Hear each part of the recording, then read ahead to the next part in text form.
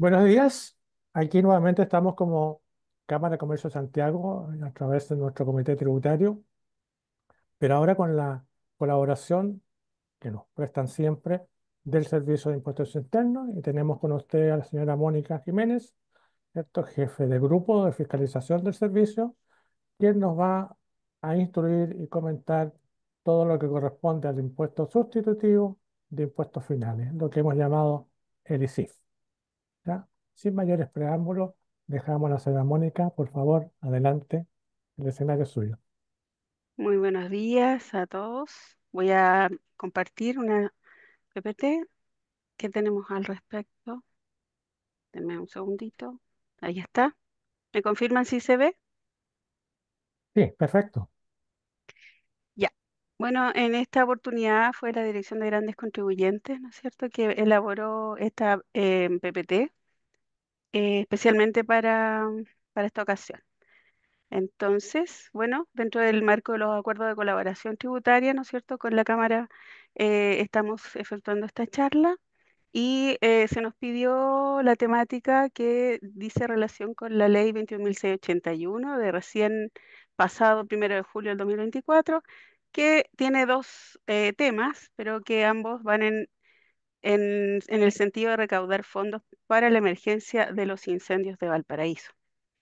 Con ese motivo se establecieron normativas que la que nos convoca hoy principalmente es la del régimen opcional del impuesto sustitutivo de los impuestos finales, que en otras palabras es el antes llamado ISFUT, que pretendía, ¿no es cierto?, tributar con los impuestos pendientes, que en el fondo son los finales, global, complementario y adicional, de las personas naturales que estuvieran enfondados o acumulados en los fondos de utilidades tributarias de esa época, ¿no es cierto?, el FUT, y hoy día no, hoy día es más amplio porque pueden estar, digamos, constituidos por esos fondos antiguos, como también ser rentas acumuladas a partir del 1 de enero del 2017, es decir, que están hoy día acumuladas en el RAI, en el registro de rentas justamente con impuestos finales pendientes. Se llama ISIF, pero más o menos tiene el mismo sentido y vamos a pasar a ver las diferencias. Si es que ya conocieron el ISFUT de las normas antiguas, de la 20.780, 20.899, que la modificó, o la 21.210, ahora en el artículo 10 y 11 de la ley 21.681 se crea el fondo de emergencia, como ya, o sea, se crea en el fondo un fondo de emergencia que se tiene que recaudar a través de estas dos medidas tributarias, una que tiene que ver con las donaciones, que no vamos a revisar hoy en profundidad, pero la que sí vamos a revisar es la del ISIF, que está las instrucciones para que si quieren consultar una excelente y muy completa circular, que es la circular 34 del 30 de julio de 2024. En ella yo hice el chequeo, el servicio se tomó la tarea de tomar todas las jurisprudencias o preguntas de contribuyentes, que casi todas, creo que fueron todas, que los contribuyentes hicieron respecto del ISFUT, las dudas y consultas que tuvieron de su aplicación en la época. Acá en la circular 34 se toman, digamos, el servicio, la tarea de aclarar esas situaciones. Entonces pasamos a preguntarnos a quién aplica. Optativamente los contribuyentes de impuesto de primera categoría, pero que declaren sobre base de renta efectiva determinada por contabilidad completa. Los regímenes especiales, renta presunta o contabilidad simplificada en base a ingreso y egreso, no podrían eh, eh, someterse a este régimen especial. ¿Por qué? Porque obviamente está destinado a aquellos que tienen, vamos a verlo, un registro especial que se llama RAI. El régimen que podrían ser es el régimen establecido en la letra A del artículo 14, contabilidad completa o semi-integrado, y el régimen del número 3 de letra D del artículo 14, que le llaman régimen ProPyme general. Obviamente que este no haya optado por llevar la contabilidad simplificada, que como ya dije, no podrían acceder a este beneficio o a esta opción. ¿Cuándo es el plazo para acogerse? Es bien perentorio, es para el 31 de enero, que cae día viernes del 2025. O sea, No sabemos hasta que no hay una norma, una ley que establezca un nuevo plazo, que eso ha ocurrido en otras oportunidades. Hasta aquí no ha habido esa moción, es el plazo perentorio para acogerse a este sistema el viernes 31 de enero del 2025. Entonces, necesitamos analizar, estudiar y proponer, ¿no es cierto?, a los propietarios o a las empresas que pudieran acogerse si tienen la voluntad y la decisión de acoger sus cantidades pendientes de tributación de impuestos finales a este impuesto sustitutivo que ya les adelanto y muchos ya deben saber, es de una tasa de un 12%.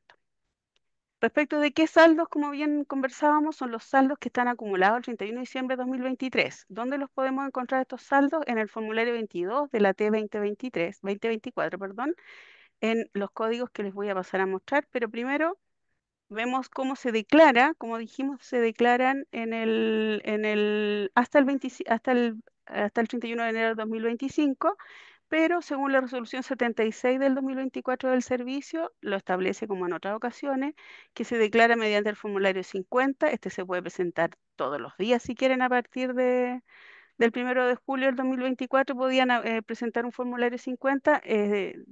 Esto no tiene una mensualidad ni nada, sino que se puede presentar cuantas veces quieran, declarando ahí la base imponible y el impuesto, y obviamente si hay crédito, en el caso del régimen 14D3, que ya vamos a pasar a conversar, pueden hacer uso de un crédito de primera categoría para determinar este impuesto sustitutivo. No así en el régimen semi-integrado, no hay un crédito eh, explícito determinado ahí, pero sí hay un crédito que se consume y lo vamos a pasar a ver después más adelante en detalle. Entonces, ¿quién puede presentar uno o varios formularios 50 y mediante él se paga el impuesto sustitutivo o IF en las líneas 80 y 81 de este formulario? En la 80 van los del semi-integrado y en la 81 declaran la base imponible de estas cantidades pendientes de impuestos finales, los del régimen semi-integral. Perdón, 14D3. Disculpe. ¿Qué más podemos decir respecto de esto? Bueno, que los contribuyentes acogidos a lo que ya lo dije, a la letra A del artículo 14, no tienen derecho a usar contra el impuesto ISIF determinado los créditos contenidos en su registro SAC o saldo acumulados de crédito. Eso ya es una diferencia respecto de cómo se determinó el ISFUT en las normas anteriores y por tanto no se incrementa tampoco. Sí, al contrario, ¿no es cierto? El régimen 14 de 3 debe incrementar si es que su base imponible debe incrementar si es que va a hacer uso de sus saldos SAC o sus créditos acumulados contenidos en este registro. Eso como una diferencia. Entonces, bueno, también que debemos señalar que estas cifras deben ser reajustadas o aplicados el IPC desde la fecha del mes anterior al cierre del año 2023, es decir, noviembre de 2023, al mes antes a la fecha en que se declare y pague el impuesto sustitutivo. Por ejemplo, si ustedes van a tomar la decisión este mes, que estamos ya en noviembre, como corrió el tiempo muy rápido, van a declarar el impuesto a fines de noviembre, vamos a suponer, entonces pues deberían, como el IPC se publica ya el día 8 o 9, ¿no es cierto?, de cada mes, ya podrían tener su índice de actualización de las sumas, porque tienen que tomar el mes de octubre, ¿no es cierto? En el caso de ejemplo que estoy dando, respecto de noviembre del 2023. Esa es la variación de IPC y es como deben reajustarse las sumas para efectos de determinar el impuesto. ¿Sobre qué suma estamos conversando? Como les dije, es las que están en el registro RAI, determinado el 31 de diciembre de 2023, es decir, en el AT 2024. Bueno, y puede ser en parte o en total. O sea, no necesariamente tengo que someter todo el registro RAI que está ahí declarado, sino que puedo elegir y determinar qué parte quiero someter a este impuesto. Eso también es importante y también es parte de la naturaleza de cómo ha sido la normativa anteriores. Nunca se ha obligado a hacer la totalidad. ¿Qué tasa le aplica? En este caso es el 12% y para efectos del régimen 14A y para efectos de los del régimen 14D3 o ProPyme general es una tasa de un 30%, pero que como ya dijimos está con derecho a usar el SAC que está contenido en sus mismos registros. Entonces por eso es que hay un método distinto entre uno y otro régimen que puedan acogerse. Bueno, ¿cuáles son las que, cómo podemos determinar o saber exactamente cuáles son las cantidades que puedo coger? Las que fueron declaradas en el código 1210 del remanente del ejercicio siguiente, así se llama el código del formulario 22, de la columna RAI del recuadro número 15, que se llama Registro Tributario de Rentas Empresariales y Movimiento de Estud del artículo 14A de la LIR. Así se llama el recuadro o el recuadro 15 del anverso del tremendo formulario 22 que hoy tenemos, que está, como ustedes saben, customizado de acuerdo al régimen. Y entonces es en este recuadro, en el código 1210, donde yo tengo el RAI que puedo someter a este impuesto sustitutivo. En el caso del régimen ProPyme, el código es el 1484, que se llama remanente del ejercicio siguiente, saldo positivo, de la columna RAI del recuadro número 20, que también se llama registro tributario de rentas empresariales y movimiento de estud, pero esta vez del artículo 14D número 3 de la LIR. Nombres largos, pero que yo sé que muchos de ustedes ya manejan a la perfección. Este saldo puede o no incluir utilidades tributarias acumuladas que hayan sido generadas hasta el 31 de diciembre de 2016 o STUT o del régimen que nosotros antes conocíamos, que llamábamos a las utilidades acumuladas hasta esa fecha en el FUT o FUNT. Esos saldos pueden o no contar conformando el RAI que yo puedo tener en el código 1210 o 1484. Es indiferente. Puedo tener solo utilidades generadas a partir del 1 de enero del 2017, que también puedo someter a este impuesto, como tener de ambas o tener solo del STUT o generada hasta el 31 de diciembre de 2016. Cualquiera de las opciones. Aquí no hay limitantes. Tampoco hay limitantes si tiene, por ejemplo, dentro de sus saldos rentas exentas del impuesto de primera categoría, como podrían ser las casos de la ley Navarino, que es la 18.392, o las de Tierra de Fuego, ley 19.149, la zona franca, Ley 19.709 y Decreto Ley 1055 de 1975. Son otro tipo de rentas que están exentas de primera categoría, pero que están con los impuestos finales pendientes de tributación, es decir, son utilidades que todavía no pagan ni globa complementario ni impuesto adicional, caso de contribuyentes no domiciliados ni residentes en Chile, propietarios. Entonces, esas rentas también pueden someterse a este régimen sustitutivo. No importa esa naturaleza que solo tengan que ser contribuyentes que se afectaron con primera categoría. Eso, todo esto está en la circular 34. Si lo quieren confirmar, es cosa de revisar la circular 34, está todo contenido en ella. Las utilidades podrán también corresponder a las generadas por la propia empresa como recibidas por otras sociedades. Eso también es una pregunta que se hizo en alguna oportunidad que los contribuyentes preguntaron cuando quisieron acoger al ISFUT esto al servicio y el servicio esta vez se hizo cargo y dijo, aclarando en la misma circular 34, que pueden ser también utilidades ajenas, ¿no? Recibidas a través de dividendos o participación en sociedades de personas, cualquier otro tipo de entidad que hayan sido percibidas y que estén acumuladas dentro de sus registros empresariales, en este caso el RAI. Siempre deberá ser reajustado por IPC, eso ya lo conversamos, eso está reiterado, pero no está de más decirlo. A esta suma se deberán descontar algunas cantidades que debemos tomar en cuenta, que se descuentan por una lógica que tiene que ver con que ya no están disponibles para ser distribuidas o remesadas. Y el objetivo es que paguen un impuesto sustitutivo a estas rentas y luego sean remesadas a sus propietarios, para que ellos estén liberados una vez que las reciban o las perciban desde la empresa que se las va a remesar o distribuir o él la va a retirar, cualquiera sea de las situaciones él o los propietarios deben perfectamente retirarla en cualquier minuto, en cualquier momento, entonces tienen que estar disponibles para ser retiradas. Es por eso es que la norma dice que a este saldo RAI del 31 de diciembre de 2023, que está en el formulario 22 de la T2024, debo descontarle los retiros o remesas soportados o realizados eh, desde el 1 de enero del 2024 a la fecha de la imputación o de la cálculo y determinación y pago de este impuesto. ¿Por qué? Porque esas cantidades ya fueron remesadas y retiradas y en el fondo ya no están disponibles.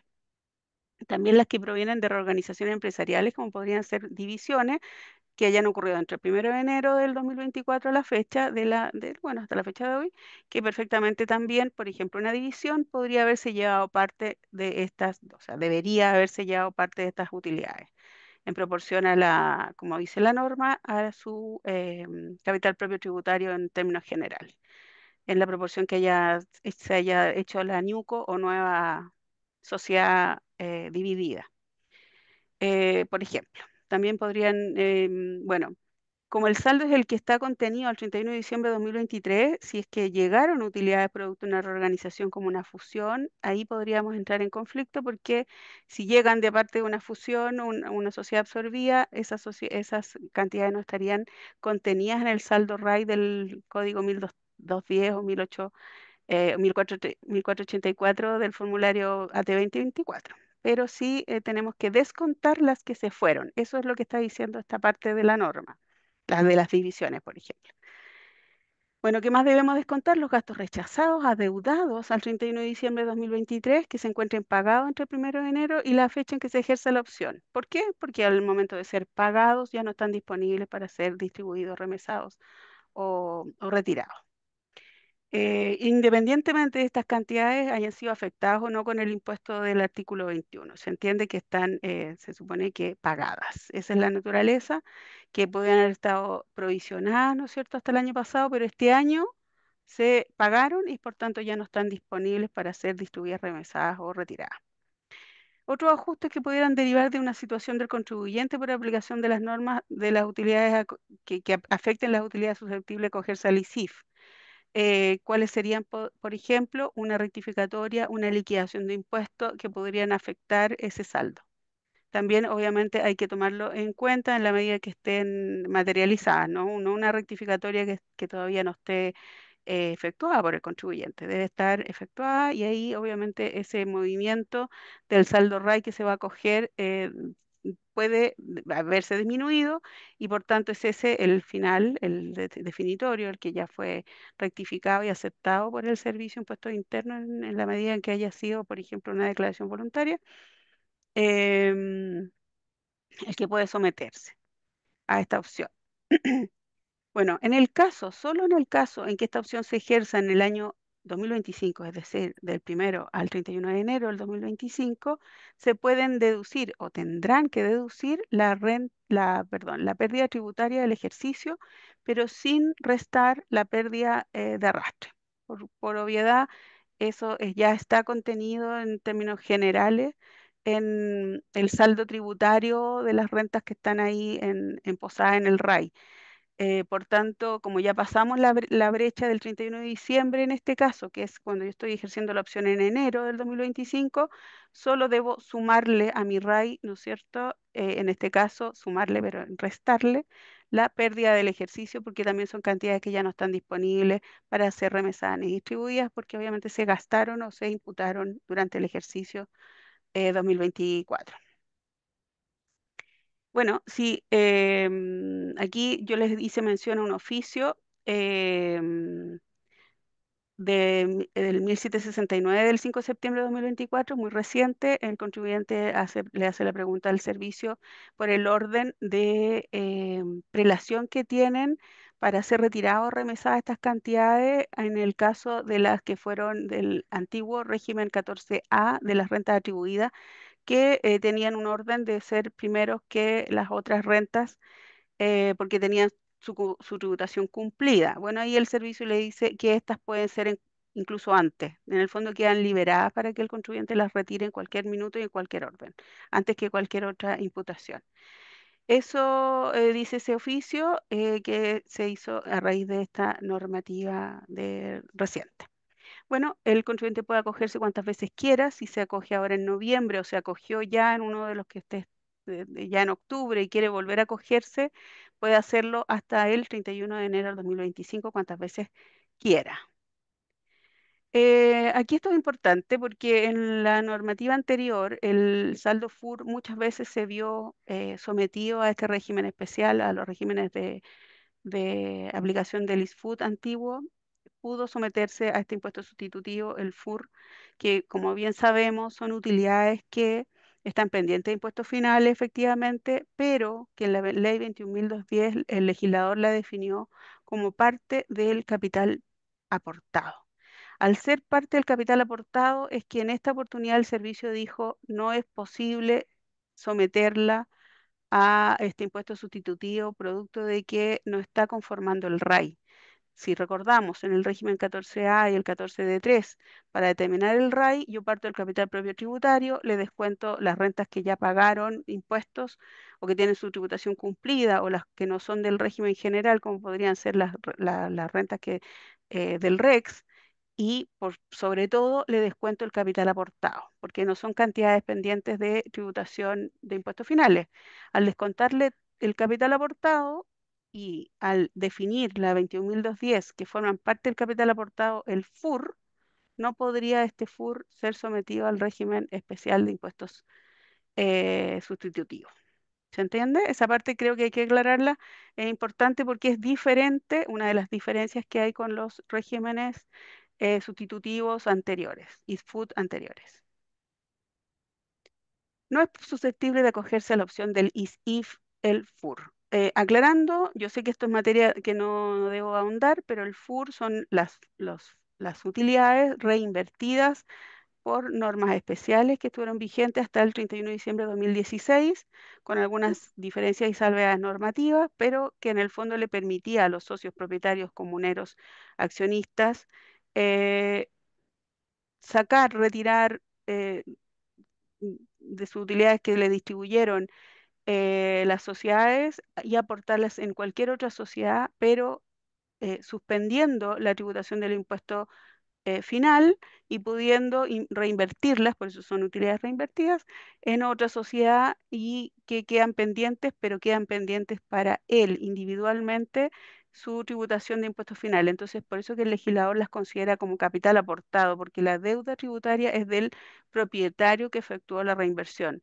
No es una reinversión, no es una cantidad que podría ser asignada a cualquier socio o a todos los socios accionistas comuneros, sino que es una deuda tributaria que está con nombre y apellido especificada. De hecho, en el registro que hoy día tienen que llevar a partir del 2015 los contribuyentes del FUR, debe estar plenamente identificado quién es el socio propietario comunero que tiene pendiente esa tributación.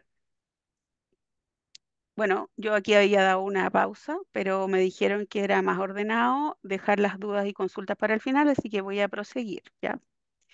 Ustedes después me levantan la mano, le hacen la pregunta a don Adolfo, sí, para aclarar la situación.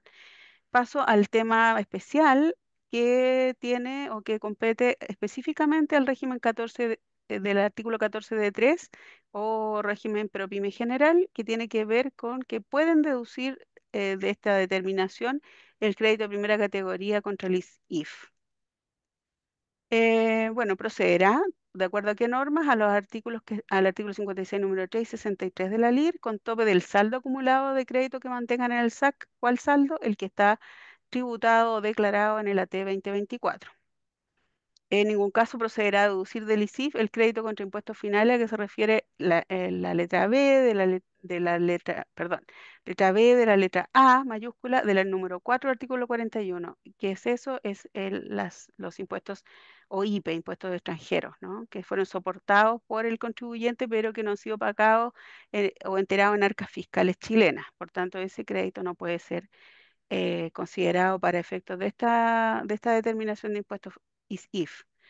El SAC se le deberá descontar el monto asociado a las rentas exentas de global complementario y las imputadas ocurridas durante el ejercicio 2024 y enero de 2025 porque ya no está disponible. Es lo mismo que cuando descontamos las otras cantidades que les dije de este saldo RAI, también hay que descontar el crédito imputado a esas cantidades asociado, ¿no es cierto? A esas cantidades que se descontaron del RAI, es lo mismo, hay que seguir la misma suerte, por eso a eso se refiere esta parte de la norma o de la instrucción, donde obviamente no puedo descontar todo el SAC que tengo declarado en el AT 2024, fórmula de 22, sino que debo descontarle a esa cantidad las que ya han sido imputadas durante el ejercicio 2024 a otras sumas o cantidades, como podrían ser los retiros o distribuciones que se hayan efectuado hasta la fecha.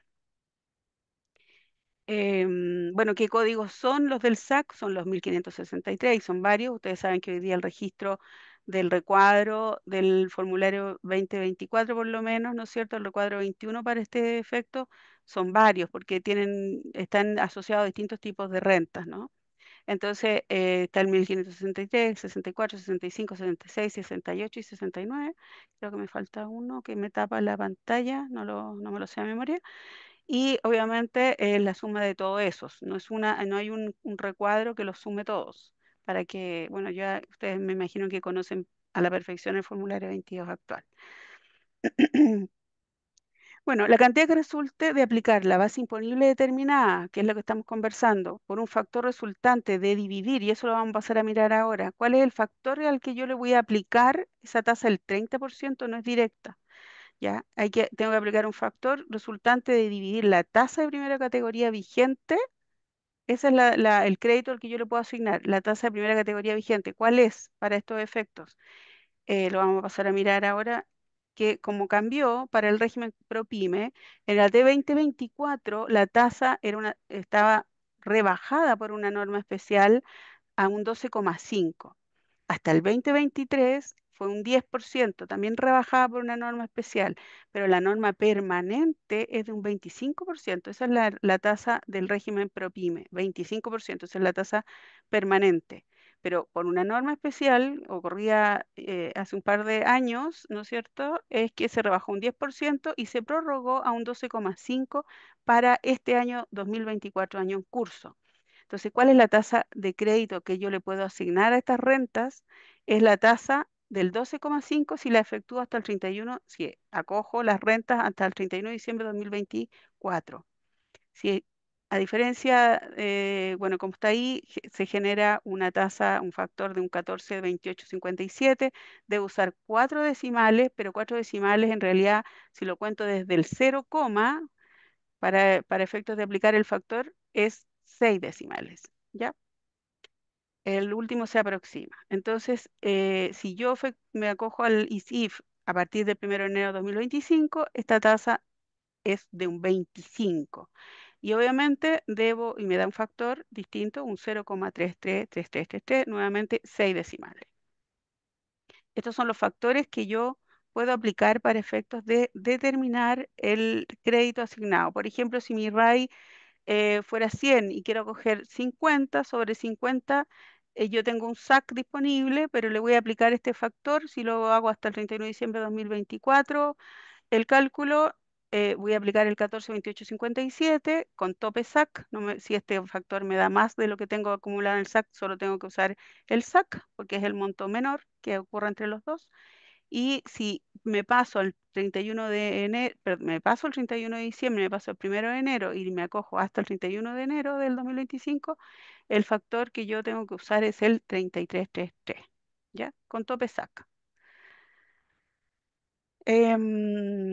Bueno, también señala la norma que si yo estuviese dentro de mis códigos de SAC, SAC asociados a las utilidades que provenían del régimen del FUT o del STUT, que fueron de las rentas generadas hasta el 31 de diciembre de 2016, debe imputarse en primer lugar. Estas se agotan primero, este SAC se agota primero, entonces esta norma me facilita o me va limpiando, tiene el propósito implícito también de limpiarme de las utilidades pendientes antiguas primero. Y también hacía el SAC asociado a ese régimen, para ir, digamos, dejando los créditos que, como bien sabemos, las normas han ido subiendo la tasa de primera categoría. Entonces, los créditos que están emposados hasta el 31 de diciembre de 2016 probablemente provengan de tasas mucho más bajas que las actuales, las del a partir del régimen del 1 de enero de 2017, que son, como ya vimos, igual son del 10% para este régimen, que es un régimen rebajado, pero en teoría son del 25% y podrían ser mayores o menores. En este caso pueden ser mayores incluso las del ISFUT, pero son, perdón, las del FUT, pero en teoría son las más antiguas las que yo voy a agotar primero, voy como imputando primero, y si hay saldos que queden pendientes van a ser de los nuevos SAC. Em, Así está instruido.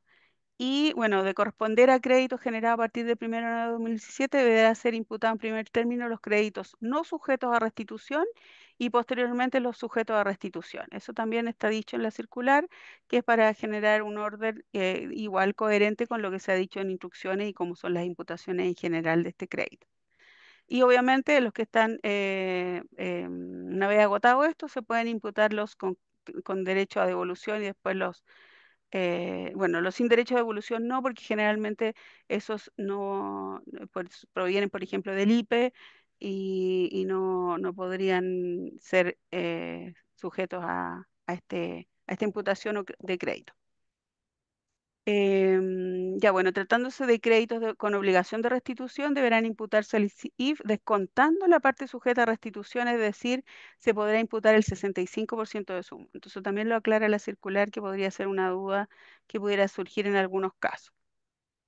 Em, ¿Qué más? Que yo ya no había dicho, la variación de IPC ya lo dije, ahí está señalado, por si quieren repasar la materia, pero todo tiene que reajustarse, como ya les señalé, por el IPC hasta la fecha em, en que yo me voy a hacer efectivo el pago del ISIF el mes anterior, y también debo descontar, ya lo dije, esto está repetido, pero para que no quepa ninguna duda, aquel SAC que ya se utilizó, se le imputó a aquellas cantidades que se le descontaron durante el periodo a este registro RAI.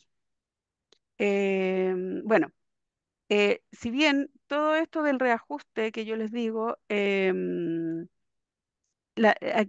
sabemos que el régimen 14 de 3 es un régimen muy especial que tiene la diferencia con el régimen del 14A principal de que no está sometido a las normas del artículo 41 sobre mecanismo de corrección monetaria. Em, por eso es importante, tampoco perdonen que les haya dicho que deberían reajustarse, porque estamos en el régimen 14 de 3, no deben ser los saldos al 31 de diciembre de 2023 no están reajustados por este tipo de mecanismo, pero sí debo reajustarlos para efectos de este cálculo. Eso es como la diferencia que tengo que tomar en cuenta. ¿Cuáles son los efectos de la declaración y pago del ISIF? Eso también se recoge de las jurisprudencias o las consultas que han hecho los contribuyentes en gran parte.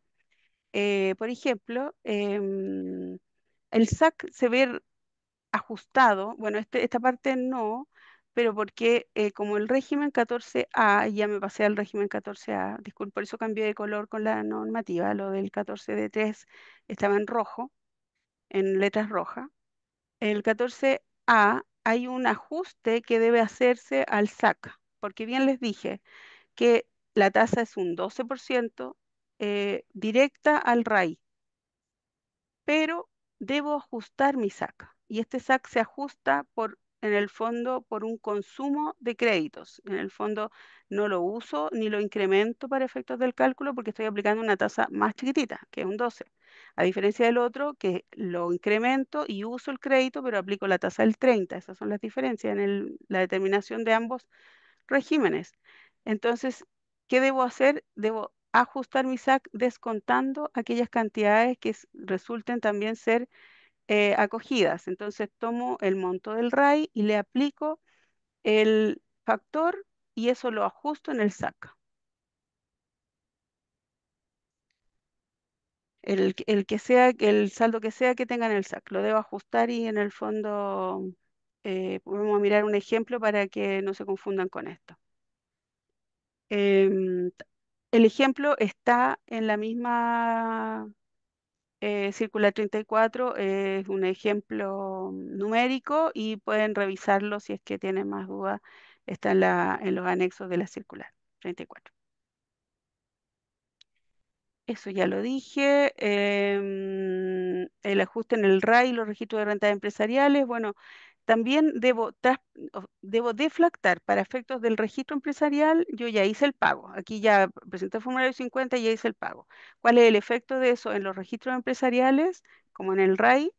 que estamos en este caso imputando, debo descontar esa cantidad, pero deflactada del IPC que yo le apliqué, por ejemplo, de noviembre a octubre. Lo deflacto esa cifra y esa cifra recién es la que yo resto de mi RAI, porque el RAI, ¿cuándo lo determino? El 1 de enero del 2024. 25, perdón, ¿no es cierto? Entonces, como esa es la fecha en que yo estoy determinando mi RAI, podría descontar. Podría, pero tendría que ser un mecanismo que me ajustara los saldos, reajustarlos a esa fecha de noviembre. Entonces se deflacta esa cantidad y se ingresa al registro con el saldo em, a la fecha en que estoy determinando el RAI. Eso es lo que dice acá la norma. Se deflacta y se ingresa al registro a la fecha en que estoy determinando el RAI. También debo considerar que hay gastos financieros. Por ejemplo, si yo para financiar el pago del impuesto sustitutivo me incurro en gastos bancarios, intereses bancarios, comisiones, debo deducir de esta cantidad de ese régimen especial que va a estar contenido, digamos, en una columna, rebajar estas cantidades, asociar estas cantidades de impuesto sustitutivo, del impuesto sustitutivo, asociarlo a los gastos con los que yo financié este impuesto sustitutivo. Todo esto se va a ir descontando de esta misma, porque este es un régimen especial. No es solo un impuesto especial, es un régimen especial. Entonces, al considerarlo como un régimen, asocio también los gastos que dicen relación con él. Ujú. Bueno, se incorpora el REX, entonces los descuentos del RAI, todas estas cantidades y toda la cantidad que sometía a la tributación de impuestos finales, por tanto ya no están pendientes, no pueden estar en el registro RAI, no están pendientes de impuestos finales, y las paso al REX. ¿Para qué? Para quedar disponibles de cualquiera distribución, remesa o retiro de estas cantidades por parte de los propietarios, con la tributación cumplida. Aquí está el ejemplo que da la circular. En este ejemplo, lo importante, ahí hay un ejemplo que está hecho a agosto, reajustado a agosto del 2024, con un factor de 1,13, em, y se muestra que tenía en el ejemplo 36 millones en total, que estaba conformado por un STUT o cantidades generadas hasta el 31 de diciembre de 2016 de 35 millones, estoy redondeando la cifra, y un RAI en exceso le llama a la circular, pero que en realidad son las rentas generadas a partir del 1 de enero del 2017 por esta empresa, que son de 1.258.000. Esa es la cantidad que tiene en el formulario 22 de la T 2024. Le resto, como dice la norma, las cantidades que en el año 2024, el comercial 2024, fueron retiradas o imputadas en el fondo teóricamente a este registro, como por ejemplo una distribución de un dividendo hecho en abril de 2024, obviamente ajustado desde esa fecha, desde abril a agosto. Ese es el reajuste que está ahí de 1,12. Esa cantidad se descuenta de este saldo, RAI, conformado por estas dos cantidades, cantidades hasta el 2016 y cantidades desde el 2017 en adelante.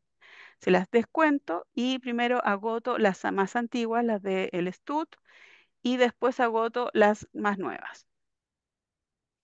También se pagó impuesto y también se descuenta obviamente el impuesto pagado en abril, también reajustado por la misma, como fue en la misma fecha que el dividendo, el mismo factor, a agosto. En este caso tenemos que hacerlo a octubre si estamos determinando el pago para efectos de hacerlo ahora en noviembre. Entonces, hacemos esa resta y ahí están las cantidades de los 36.985, 182. Yo solo puedo someter a este impuesto sustitutivo 30.771.502, que en términos de la conformación del ejemplo de estas rentas son correspondientes al STUD porque era la mayor cantidad que estaba acumulada en ese registro RAI. ¿No es cierto? Y luego aplico, como este es un régimen 14A, el ejemplo, le aplico la tasa directa, no lo incremento, no uso de crédito nada. Ahí ustedes pueden ver que aplico el 12% directo sobre esos 30.771.000. Y luego, bueno, esa es la cantidad el impuesto que se determina, 3.692.580. Pero para efectos del ajuste en el registro empresarial, a diciembre, ¿no es cierto? Yo deflacto los 30 millones que eran los 37.376.606, que es lo que me da de dividir los 37.771.502 por el factor que yo apliqué de 1,013, que era de noviembre del 2023 a julio del 2024, que era el IPC que yo tenía a agosto.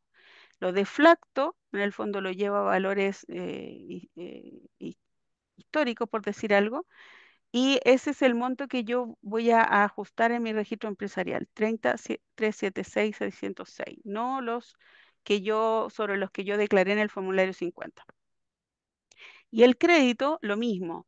Yo debo ajustar un crédito, como que se agota una parte del SAC, a pesar de que no está usado directamente como crédito ni incrementado en su base, como bien podemos ver ahí en el cálculo del impuesto, pero sí se rebaja de esta columna SAC 7.590.051, que es el equivalente de la tasa consumida, ¿no es cierto?, de lo que yo acogía al régimen de impuesto sustitutivo de los 30.771 por el factor de la tasa que proviene de este régimen, que es la TEF, que también está declarada por ustedes en el formulario 22 de la T 2024. En este caso del ejemplo era un 24,9865 que proviene del cálculo, ¿no es cierto?, del SAC dividido por el STUT. Ese cálculo que ustedes ya lo vienen haciendo todos los años, es la del factor que se le aplica en este caso. ¿Por qué ese? Porque es el crédito que se va a ver consumido en teoría respecto de estas utilidades sometidas a este impuesto sustitutivo. Esto es una mirada más a lo mismo que estamos conversando, era para mostrarles que se deflacta y que se entiende extinguido un SAC. Aquí está el ejemplo. En el mismo registro empresarial, si ustedes pueden ver el saldo que yo reajusto al 31 de diciembre de 2000, este es teórico, porque cuando se hizo la circular no teníamos el IPC real, todavía no lo tenemos, ¿no es cierto?, al 31 de diciembre de 2024, pero en teoría un 3%. La renta que se acogieron fueron los 30 millones se actualizan de cuando se efectuó, que en este caso fue agosto, en el caso del ejemplo de la circular, y de agosto a diciembre se hace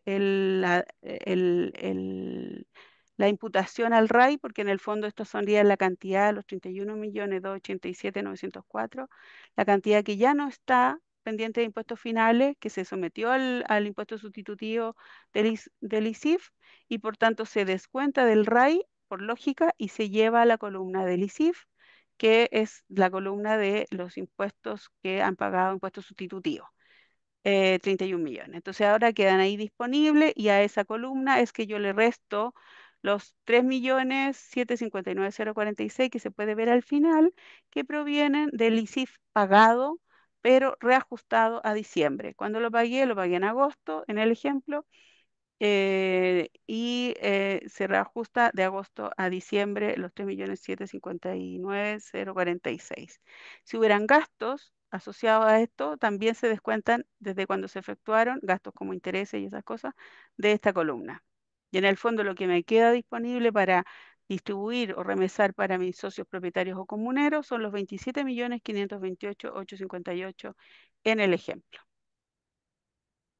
Hay otro ajuste que tiene que ver con el crédito del SAC que yo les dije que se entendía agotado, que ya vimos cómo se determinaba y se resta de ahí, y obviamente se resta también el STUT asociado, porque aquí si no hacen el ajuste del STUT les va a afectar el cálculo de la nueva TEF. Eso es importante. Hay que asociar, si consumo créditos que están en la columna de acumulado hasta el 31 de diciembre de 2016, siempre debo tener en cuenta que debo disminuir o ajustar también mi columna del STUD, porque están íntimamente asociadas. Estas dos columnas íntimamente asociadas, porque es para que yo pueda determinar mi tasa TEF. Eso en términos como numéricos, todo eso está en la circular, no es ningún ejemplo inventado por mí. Em, ¿Qué más? Bueno, ya lo dije recién, se pasa al REX esta cantidad y queda disponible para ser distribuida, remesada o retirada. Em, Se entenderá que han cumplido completamente su tributación con impuestos finales, eso dice la norma y dice la instrucción, y su tributación con impuesto global complementario adicional está totalmente saneado para todos los efectos legales. E incluso para aquellos contribuyentes que son no domiciliados o no residentes en Chile, que pudieran ser socios propietarios comuneros de estas entidades, también quedan liberados de efectuar retención del artículo 74, número 4, en el caso de que retiraran o se les distribuyeran estas cantidades. También es una consulta que se hizo a posterioridad por los contribuyentes con los casos de los ISFUT. Ya, esto es importante porque también es una consulta que se hizo y que hay jurisprudencia respecto de ella, pero que ahora la circular la recoge y que tiene que ver con qué pasa si yo hago retiros em, que no sean proporcionados a la participación en el capital o en las utilidades, que están fijadas en el acuerdo contractual o del pacto social, la constitución o las modificaciones sociales de la entidad, ¿no es cierto?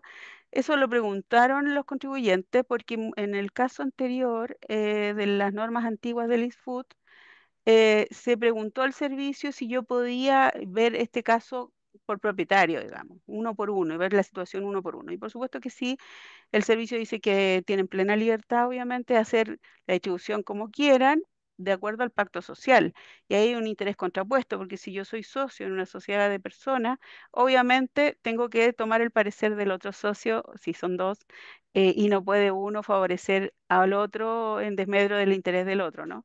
Entonces, siendo así, hay un control cruzado y se entiende eso. El servicio entiende que hay un control cruzado. Pero en el caso de que hubiera una desproporción que no tenga ni motivos económicos, financieros que lo justifiquen, el servicio podrá fiscalizar. Eso es lo que dice la circular. En el fondo se puede, pero tienen que haber obviamente motivos económicos, financieros o de cualquier índole que lo expliquen, porque obviamente eso se respalda dentro del control cruzado del interés que tienen los socios en tener situaciones tributarias y de cualquier tipo equitativas, ¿no? Así que eso señala la circular textualmente, según los acuerdos societarios respectivos, acuerdos que deben estar amparados en razones económicas, comerciales, financieras, patrimoniales o administrativas que los justifiquen. Así lo dice textualmente. Si hay un error en el ISFIT, en el ISIF, esto también lo dice el servicio que también se preguntó antes, es bien clara la circular en decir que, lo voy a leer porque aquí igual es importante.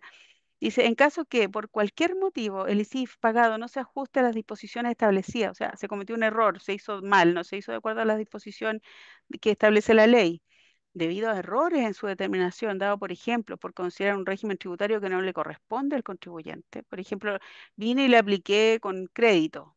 Cuando yo estoy en un régimen 14A, le apliqué el cálculo usando el crédito del SAC, lo incrementé y le apliqué la tasa del 30. Por ejemplo, eso es podría ser un error. Dice, por ejemplo, dice, no corresponde al régimen tributario del contribuyente al momento que ejerza la opción, el contribuyente puede rectificar su declaración recalculando el ISIF, pero siempre que dicho pago, se me tapa la palabra ahí, dice, pero sea menor al contenido en su declaración primitiva y que dichos errores no alteren la sustancia de la voluntad declarada. Esto es interesante porque no es llegar y decir que todas las rectificatorias van a ser procedentes. Em, y el servicio, en el caso de que, no, que esto no se cumpla, ¿no es cierto?, podrá liquidar las diferencias de impuestos que correspondan conforme al artículo, a los artículos del Código Tributario. Bueno, aquí yo les puse ejemplos de las circulares antiguas. Esta es la nueva, ¿no es cierto? Ya hasta donde yo recogí había un solo oficio, que era el que yo les nombré, una pregunta que hizo un contribuyente.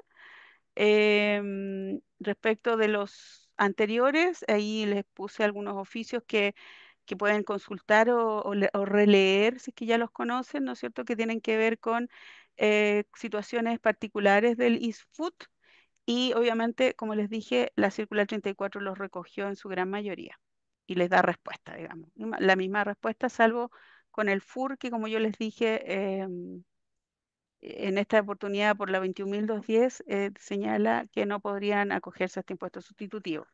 Y ahí hay más ejemplos. Ahí les pongo también otros, que este fue el artículo transitorio que fijó la antigua ISFUT, de la ley 21.210. Y ahí, bueno, no les puse todos los oficios, porque son muchos, son creo que más de 11 hacia abajo, solo se los mostré, la resolución 80, eso es para recordar. Y con eso terminamos respecto al ISIF. Yo aquí solamente les puse como para conocimiento general de que se trata la otra norma que está en la ley de julio, del 1 de julio, que, en la que se, se fijó el ISIF, que esta tiene que ver con el incentivo a generar donaciones efectuadas en el caso de catástrofe, donación hecha por las empresas. La verdad es que son muy pocos los, o sea, son significativos los cambios, por supuesto, que aquí se instruyen, pero que tiene que ver más bien con aclaración de qué contribuyentes pueden hacer este tipo de donaciones, y que el servicio puede fiscalizarlas, quién debe informar de estas donaciones y de qué tipo, porque aquí hay, tienen que ver también con obras, y convenios que para efectuar este tipo de obras como de reconstrucción. Entonces, solamente por si quieren repasar de qué se trata, y a lo mejor someterse también a, a estas donaciones, que yo les puse el contenido de esa normativa. Pero no el motivo de esta charla, por eso solamente lo incluí como un extra. Eso es todo, muchas gracias. Excelente, señora Mónica, como siempre, en estas intervenciones. ¿Ya? Para seguir adelante, creo que vamos a ver un poco las preguntas que puedan estar en el chat. ¿Ya? Y para eso voy a Sí, dejar a Hernán que sí, hay debe ser la varias otra preguntas, persona. hay varias Perfecto. Ya, preguntas, las voy repasando, algunas puede que no sean preguntas o algunas de repente agradecimiento. Ahora Ok. todos, cualquier consulta la pueden hacer por el chat, que han grabado. Aquí hay una pregunta. Buenos días. Para coger los montos, si una distribución se hizo el 29 de julio del 2024, ella puede acogerse al IFUT entendiendo que las distribuciones de enero a junio del 2024 son dividendos, pero no me queda claro por las distribuciones a contar del 2 de julio ¿cierto? Del presente año. ya. La verdad es que la promulgación de la ley que establece este impuesto sustitutivo no dice mucho. O sea, lo importante es que cualquier dividendo, distribución o retiro que se hizo antes de efectuar el pago en el formulario 50 debe descontarse. Entonces, da lo mismo si se hizo el 2 de julio o el 29 de junio. Debe descontarse porque ya no son cantidades susceptibles de ser repartidas o remesadas, ya se repartieron en el fondo. Y se repartieron sin la vigencia de la ley, o sea, o con la vigencia de la ley, pero no está pagado el impuesto sustitutivo. Entonces, lo importante es que ya no están disponibles porque ya se Bien. salieron de la empresa y se repartieron. Ya no están en el patrimonio de la empresa, están en el patrimonio del propietario. Entonces ya no están susceptibles de ser sometidas al régimen del impuesto sustitutivo, lamentablemente. Deben descontarse. Ya. Otra pregunta. Una empresa firmó, ¿cierto? En notaría en diciembre del 2023 la división. En enero del 2024 quedó inscrita y con inicio de actividades. La nueva sociedad nacida de la división puede realizar el impuesto sustitutivo de los impuestos finales. Mira, en términos estrictos, en la división, ¿no es cierto?, va a generar un impacto en los registros empresariales porque se va a llevar en proporción parte de él, ya del SAC, del RAI, del REX, de lo que haya al momento de la división. El tema está en que aquí las fechas que pone obviamente son las límites, para hacer difícil la pregunta, Claro, pero efectivamente, Mónica, claro, efectivamente. para ser difícil la pregunta, pero en el fondo, lo que tenemos que ver es que materialmente esas cantidades, si ya están en la sociedad nueva, en la NIUCO, porque cumpliendo con todos los requisitos de que cuando se entiende ya para efectos de terceros, materializada totalmente la división, podrían no estar disponibles, aunque yo haya declarado, por ejemplo, en el formulario 22 mal los saldos, ¿ya? Pero no están. Si es que ya están en la nueva y se materializó la división, no podrían ser sometidos a este impuesto sustitutivo porque se fueron a una nueva sociedad. Perfecto. Otra pregunta dice, ¿qué ocurre en el caso que el contribuyente tenga un STUT mayor que el RAI? El STUT mayor que el RAI para mí es algo que puede ocurrir, hay muchas distorsiones con el saldo STUT, pero el STUT recuerden que tiene una sola finalidad, que es fijar la tasa TEF, que en el fondo es la tasa promedio de los saldos de SAC o de créditos que se pagaron desde el 1983 a la fecha 31 de diciembre de 2016, donde estuvo vigente el FUT. Entonces, como hubieron tasas cero en el año 99, tasas, obviamente esa no está sumada porque es cero, pero hay tasas del 10, hay tasas del 15, hay tasas del 16, tasas de 18, hay muchas tasas distintas. El legislador, para simplificar la asignación de estos créditos, generó una tasa TEF que se declaró en la DJ 1925 en el año 2016, AT 2016 y AT 2017, y ahí fijamos, ¿no es cierto?, cómo va a ser la distribución de los créditos asociados a estas rentas que están pendientes de tributación, y se va ajustando cada año, porque si yo hago una imputación, tengo que ajustar ambos, tanto el saldo SAC como el STUT. En el fondo, ¿para qué tengo este saldo STUT? Es para ir ajustando mi TEF para poder asignarle los créditos respectivos. Y en este caso, si hay un error en esa determinación, sería bueno redeterminarla para hacer una justa asignación de créditos de aquí en adelante, ya sea para efectos del impuesto sustitutivo como para efectos de las distribuciones u otras formas de imputación al saldo SAC. Entonces, eso me interesa que quede claro. Pueden darse distorsiones, pero hay que revisar bien si son por distorsiones efectivamente correctas, por decir algo así, distorsiones que sueltan la duda, ¿no? ¿Por qué voy a tener más STUT si no están las cantidades pendientes de tributación? Ya no están en el RAI. Y si no están en el RAI es que ya no están en el capital propio. Si no están en el capital propio quiere decir que se las llevaron. Entonces, ¿por qué están en ese registro? Yo revisaría ese registro STUT. Si es que Claro, hubiera alguna, por no decir de que está mal, derechamente.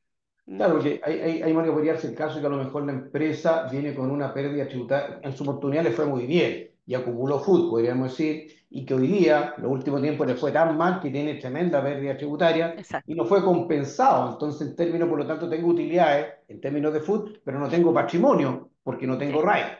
Entonces, al final se puede dar el caso, por ejemplo, la acumulación de pérdidas que no son imputadas. Entonces, ahí claro, efectivamente esa distorsión, como tú planteas, efectivamente es válida que se puede es dar. válida. Por Se lo puede tanto, dar. Obvio. por lo tanto, yo solamente iría a pagar hasta el saldo de RAI, independiente de que el STUR sea Es muy el, mayor es al RAI. el Sí. tope. El RAI es lo que se Mm. somete al impuesto sustitutivo. Entonces, si en este caso, como usted dice, hay un RAI cero y un STUT gigante, es porque hay una situación coyuntural distinta, especial, pero yo podría someter al impuesto sustitutivo cero. Porque ¿qué cantidad puedo someter al impuesto sustitutivo? Lo que está en el RAI, código Ah, sí. 1210 o 1484 de formulario 22.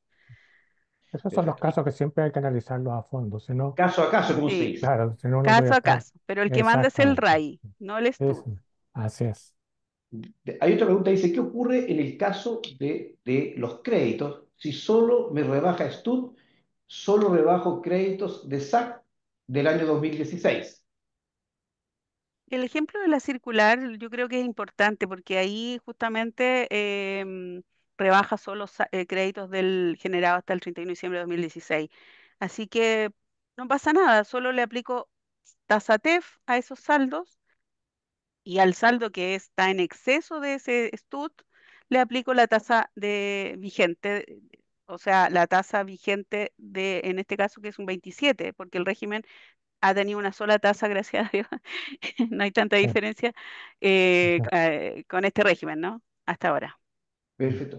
Hay otra pregunta que yo tengo aquí anotada también, que Ujú. participaron también y la han mandado a la Cámara, ya, que muchos plantean lo siguiente. Yo creo que hay que enfatizar de que efectivamente, como tú planteaste, que el impuesto que debo pagar, ya sea el 12 o el 30%, ¿no es cierto? Eso está en función del sistema que yo tengo al momento del pago. No al Sí, momento que yo tenía el 31 de diciembre del 2023, porque a lo mejor al 31 de diciembre del 23 podría decir era PYME, ¿no es cierto? sí, Y no cumplí las condiciones para continuar en el sistema PYME y pasé al sistema 14A, ¿cierto? exacto. Entonces, por lo tanto, yo, entre comillas, estaríamos diciendo, estamos pagando el impuesto en función de una tasa del 12%, que soy 14A, pero de un RAI determinado en función de PYME, que es como, Mm. y eso es así, ¿no es cierto, Es Moni? así, es al momento de acogerse el régimen que prevalece. Mm. El tema está en que los saldos se pueden haber determinado con uno distinto, un régimen distinto. Entonces, esa es la diferencia, pero es al momento de acogerse el régimen y como el régimen que yo me acojo tengo hasta abril del año siguiente, perfectamente puedo haber cambiado régimen y haber conformado los saldos que se pueden acoger en otro, pueden darse. Mira, otro análisis también que tenemos, ¿qué ocurre? Porque muchos contribuyentes, y es la filosofía que hoy día tenemos en el mercado, ¿ya? Lo digo filosóficamente, porque muchos dicen que el sistema tributario no está, y muchos dicen, los clientes generalmente plantean, oye, en realidad el sistema me lo puso el Servicio de Impuestos Internos, y por lo tanto me quedo tranquilo, ¿cierto? Y me voy, y me cruzo los brazos nomás, y en la práctica no hago nada. Ya, ¿Ya? primero tengo que partir diciendo que el sistema tributario en Chile es autodeclarativo. No es un sistema que imponga la autoridad fiscal, porque lo confundimos. Creemos que porque el servicio hoy día nos propone cosas, nos sugiere cosas a través de la asistencia y colaboración que pretende hacer a los pequeños contribuyentes, porque está instruido en la ley, que es una deber del servicio facilitar el cumplimiento tributario, está en nuestra misión y visión. eh, Hacemos propuestas y inclusive le decimos al contribuyente, usted es un ProPyme, pero dentro de la estructura de los requisitos que están establecidos en el artículo 62 de la circular 62, perdón, circular 62 del 2020, hay una serie de requisitos y esos son los que tengo que velar yo como contribuyente, cumplir para efectos de acogerme o no al régimen. El servicio me puede decir, usted es un régimen 14 de 3, en el sistema yo consulto y me dice soy de 3, pero yo tengo que ir a chequear si cumplo con la norma y si cumplo con la instrucción. La instrucción es clara, es pública y la debo cumplir. Y si, por ejemplo, tengo un socio, persona natural, que participa en un grupo empresarial y por su participación me contamina y debo sumarle ingresos en proporción de su participación o en la totalidad, porque ese socio puede tener más del 50%, Claro, más de 50 y efectivamente nos complica. le debe sumar, y eso el servicio no lo pondera para efectos, hasta el día de hoy, para efectos de proponerle el régimen. Tampoco el servicio tiene ni tendrá estructuralmente la información de una cuenta en participación, en donde yo puedo firmar un contrato, salvo que el servicio lo fiscalice y se los pida, no va a enterarse jamás si usted tiene participación, por ejemplo, sobre un 10% en un contrato en una cuenta en participación, un joint venture o un consorcio con otras entidades en donde yo no estoy constituyendo una sociedad jurídica estructural que el servicio pueda tener la información y por tanto puedo tener ingresos que me hacen pasar el límite de los 75.000 UF y no poder cumplir los requisitos para hacer régimen ProPyme. Pero el servicio estructuralmente no lo va a saber y le va a proponer a usted que sea un ProPyme. No estaría en el fondo el contribuyente haciéndose cargo de su propia realidad. No, porque Mónica, ahí te puedo pedir ayuda. ¿En qué sentido? Nosotros como Ujú. Cámara ocurre que tenemos algunos contribuyentes que tienen mal el sistema. Por algo ese motivo está mal el sistema. Entonces, muchos han concurrido al Servicio de Impuestos Internos, han presentado el 2117 diciendo estamos mal.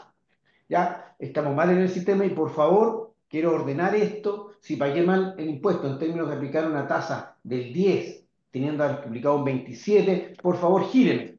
Mire el contribuyente perfecto, ¿ya? Pensemos que existe el contribuyente. Y existe, ¿ah? Y se lo digo Por claramente. supuesto, va a dormir tranquilo, por supuesto. Y están respondiendo el servicio 2, 3 o 4 meses después. Por lo tanto, hoy día, si estoy presentando hoy día, el mes de noviembre, queda fuera del impuesto, porque generalmente el empresario no va a querer correr el riesgo de que pagar impuestos con la incertidumbre de esa situación. Entonces, hoy día, a lo mejor nos puedes ayudar que el veintiuno Sí, 17 cuando llegue a elegir el sistema o a decir que estoy mal, por favor, denle un poquito más de acelerador en ese término, ya. porque son decisiones que hoy día se está demorando mucho el sistema. ¿Por qué? Porque hoy día están planteando que efectivamente tienen que ir a la nacional para poder decir qué sistema realmente le corresponde y la nacional tendrá que habilitar los vectores. Y eso podemos quedar afuera, por efecto, como tú Sí, planteaste, del plazo, siendo que un contribuyente se está aportando como corresponde. Entonces, creo que a lo es mejor ahí, a verdad. lo mejor, Mónica, nos podrías ayudar nosotros como Cámara también Voy a plantear levantar el tema, yo ya lo levanté justamente ya. y tengo de testigo 100 contribuyentes a quien Ah, ya, yo contacté por lo sumo, mismo. 101 ya.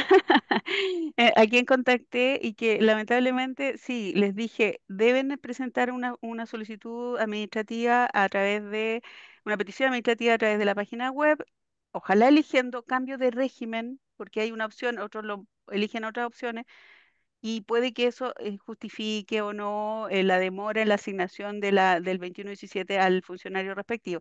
Y este funcionario respectivo debe remitir, por lo que yo entiendo hasta el día de hoy, a la nacional. Es cierto, no es un Ese es el problema. perfil que esté asignado a las regionales que le permita a cualquier funcionario, ni por jefe ni director, que sea cambiarle el régimen a un contribuyente.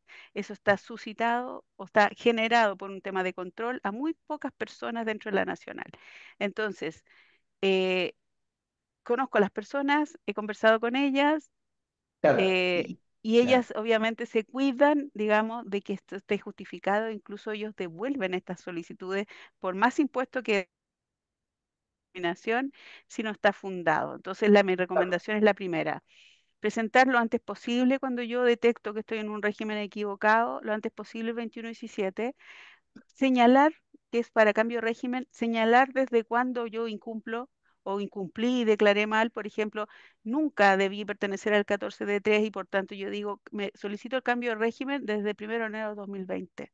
claro. Debo señalar desde cuándo, porque si no, el funcionario no tiene la información que tiene el contribuyente para efectos de fundar el cambio.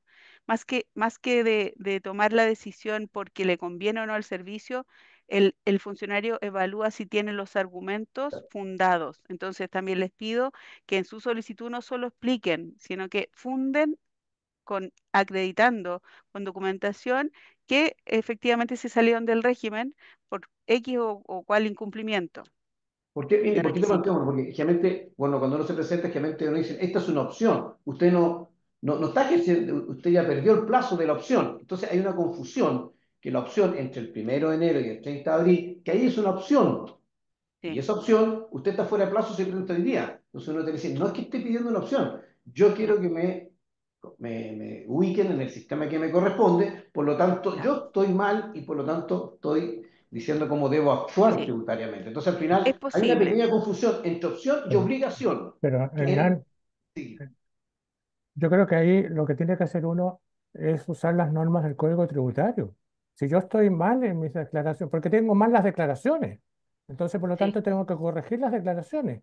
Y la corrección de declaraciones de acuerdo con el Código Tributario no me la pueden impedir no, porque tengo que hacer una petición administrativa. claro, Porque esto no claro, es una petición administrativa, estoy en un error. Y ese error lo puedo subsanar a través de las normas del Código Tributario. Entonces yo rectifico mis declaraciones correspondientes de mutuo propio y por lo tanto estoy en el sistema que me corresponde. Y estando en el sistema que me corresponde, uso entonces el ISIF si es que también que me corresponde usarlo, digamos. Entonces correcto, no correcto. tengo por qué a mi juicio hacer una petición administrativa. Por favor, pero Mónica, recojan es la esto, forma en que hay porque que eso es hacerlo, don importante. Adolfo. Es la única forma. Nadie en el Claro. servicio, por mucha razón que le encuentre, va a poder hacerle Pero el es que eso cambio. eso está impidiendo que un contribuyente tenga pagado bien sus impuestos, pues. Sí, Ese es el punto. Y desde ese punto de vista, si yo me tengo que atener a que ustedes de alguna manera me digan que sí, ¿ya? Me está corriendo el plazo de los intereses y multas que tengo sí. con Eso respecto a lo tiene que que he ver también declarado con la ley mal. de la renta, don Adolfo, en que estableció que la facultad que tiene el servicio para cambiar el régimen solo se la dio para los casos, específicamente en la ley, específicamente de los que son de menos de 1000 UF. En el fondo no le dejó abierta la puerta, entonces el servicio tiene que tiene que tener los argumentos fundados para poder hacer un cambio de régimen y a veces se funda en información incompleta y puede cometer errores porque no tiene toda la información que tiene el contribuyente, pero ya tiene un elemento en el que se funda, no puede solamente hacerlo eh, por, por una carta explicativa, debe haber un elemento que acredite el incumplimiento o el cumplimiento del requisito que le permite acogerse al sistema, al régimen respectivo. Perfecto. Mónica, quería aprovechar de preguntarte, cuando uno se mete en la página del servicio y donde hay consultas con respecto, uno se mete en el estado de consulta Y hay dos consultas del impuesto de food que presumo que deben ser bastante importantes que podrían resolverse. No sé si te has fijado, una que es del 5 de noviembre y la otra es del 19 de agosto, ¿ya? Que No, son dígame, ¿cuáles son? preguntas que están del eFood que son importantes. Yo conozco personalmente la segunda de ellas, que están paradas en la pregunta que se hizo, porque hoy día nosotros, los clientes, ¿no es cierto?, los contribuyentes, hay que motivarlos para pagar este impuesto, ¿no es cierto? Y ese es el objetivo en definitiva, si lo desde el punto de vista de la recaudación fiscal. Pero ocurre, por ejemplo, que la sociedad anónima, y me centro puntualmente en la sociedad anónima, están tomando la decisión de distribuir dividendos, ¿no es cierto? Entonces, distribuir dividendos es muy distinto decir distribuir un dividendo que va a ir a su global complementario por aquel que no va a ir a su global complementario. Entonces, uno dice de repente, como estaba en el oficio anterior, me acuerdo del servicio de este punto, y decía, mira, en realidad es una decisión que a lo mejor no nos puede decir el accionista. Por lo tanto, nos vamos a encontrar en la situación que tenemos dos accionistas, yo y don Adolfo, para hacerlo más simple, no mal ejemplo, y don Adolfo no quiere pagar el impuesto sustituto y yo quiero, por algo ese motivo.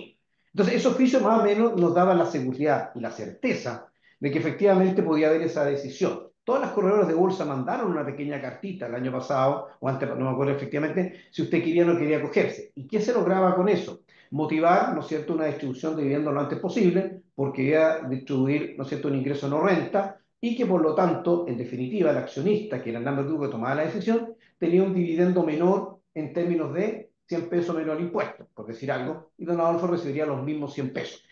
Ese oficio, ¿no es cierto?, se preguntó y el mercado está preguntando en forma, podríamos decir, Específica y específica, urgente. preguntando, es urgente eso, porque puede ser llamar a junta para distribuir un dividendo en función de un beneficio tributario que puede ser ventajoso para una recaudación fiscal.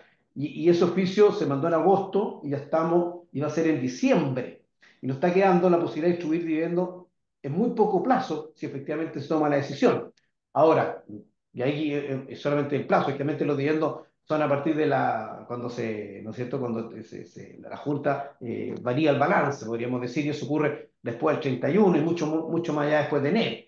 Entonces, también hay que tratar de a lo mejor poder apoyar o ayudar un poquitito a responder ese oficio lo antes posible. Estamos contra el tiempo si efectivamente amerita mantener el mismo criterio con respecto a cuando existía el impuesto al food, ¿cierto? A eso voy yo, nada más, porque a lo mejor. Yo entiendo que sí, pero como tenemos que esperar la respuesta, no tomen mi respuesta por oficial, por eso les pido. No, Pero, perfecto. Si pero así yo no. entiendo que sí, Eh, esa es Y yo, mi y yo- opinión. claro. Yo te cuento la génesis de ese oficio que se está preguntando ahí, no voy a dar nombre, Mm, pero la génesis de ese oficio es eso, ¿no es cierto? Cosa que el sí, día de mañana el accionista no llegue preguntando a la plata, ¿por qué no me contaste esto que existía? ¿No es cierto? Es que no sí, teníamos la certeza. Entonces, cuando hay certeza, sale más fácil decirle al empresario, sale más oye, fácil. distribuyamos, tengamos bien Pero el sistema. Pero ¿No es cierto? tenemos el oficio anterior, como bien dice usted, donde también se preguntó y el servicio dio marcha blanca a eso. Entonces, sí, efectivamente no tengo la certeza respecto de esta vez, pero para mi gusto debiera ser sí, porque el servicio tiene un objetivo que es recaudatorio, está promocionando acogerse a este régimen de impuesto sustitutivo. Creo yo que todo va en el sentido de que va a decir que sí. Y además que está claramente la norma de los retiros desproporcionados o de las razones no justificadas económicas financieras que respaldan al servicio para efecto de una fiscalización posterior. Claro, entonces por eso, claro, porque efectivamente, ¿ya? Mira, y, Ujú. Y queda, mira, la última pregunta, porque en realidad no hemos pasado, ¿no es cierto?, en el tiempo, eh, pero, pucha, está muy interesante el tema, entonces, y aparte que dice, y la última que dice, si los acuerdos de distribución están fijados en estatuto, la empresa no tiene caja y consigue ingresos, préstamos, por bancos u otros ingresos como pago de empresas relacionadas para llevarse todo como y food y de forma proporcional. ¿Eso podría ser fiscalizado? Yo- la pregunta, yo encuentro que no está muy bien clarita, pero más o menos la quiero leer, eso es lo que está preguntando el alumno, o sea, la persona. Yo Sí, está hablando sí, de que el financiamiento lo está haciendo una persona X, y ese financiamiento, ¿no es cierto?, en definitiva es para pagar el impuesto sustitutivo, y como yo lo financié, yo tengo derecho a llevarme ¿no es el cierto?, beneficio. claro, el beneficio, siendo que a lo mejor participo, por poner un ejemplo, un 20% de la En- compañía. A eso estoy diciendo yo, más o menos. Por ahí entiendo la pregunta. Sí, yo creo que es el tema de la justificación económica, económica, financiera y todo, no tiene tanta historia como para yo poder decirle que no va a ser sometido al juicio de un fiscalizador que Claro, pueda considerar que esto es desproporcionado y que no se justifica con solo el decir que, oye, yo financio y favorezco a todos porque soy muy generoso. O solo yo porque yo soy el de la empresa relacionada que financió. Esas razones desconozco cómo pueden ser consideradas, por ejemplo, en el ejemplo específico, si son razonables o no. Para mí, em, eso queda sujeto igual a una posible fiscalización que no podría yo decir cuál es su término, pero correcto. sí pueden hacerlo, de poder pueden, o sea, nada se los impide y yo creo que lo importante es que si voy a tomar una decisión que tiene que ser de aquí a enero, y voy a asumir una contingencia tributaria, me documente lo suficiente como para poder yo explicar la razón financiera, económica, comercial, la que sea, que lo justifique, porque en el fondo es esa la norma que puede invocar el fiscalizador, Yo que es una norma de control. en el análisis yo tendría cuidado con ver que no estoy vulnerando la ley, ¿ya? Así que Sí, volvemos que estas cosas son caso a caso. No, no es llegar y decir, sí. Es la proceda. fórmula para todo. Hay que tener Claro, cuidado en eso, ¿ya? La Sí. vulneración de la ley para mí es muy importante. Sí, por eso hay que tener muy fundamentado, muy Así es, justificado así es. para yo tomar una decisión que puede ser un poco, digamos, aventurada, tomar las Agresivo. precauciones. Ujú. perfecto, perfecto. No hay más preguntas. Yo anoté Perfecto. la que No, salió, no sé no si no queda van. alguna, pero no hay más en el chat y por lo tanto hemos cumplido cabalmente con las expectativas. Yo creo que mucho más allá de lo que pensábamos. Y no Ah, vamos a qué seguir, bueno. no vamos a seguir abusando de Mónica porque ha sido excelente su presentación y a su vez las preguntas, pero contestada con mucha claridad.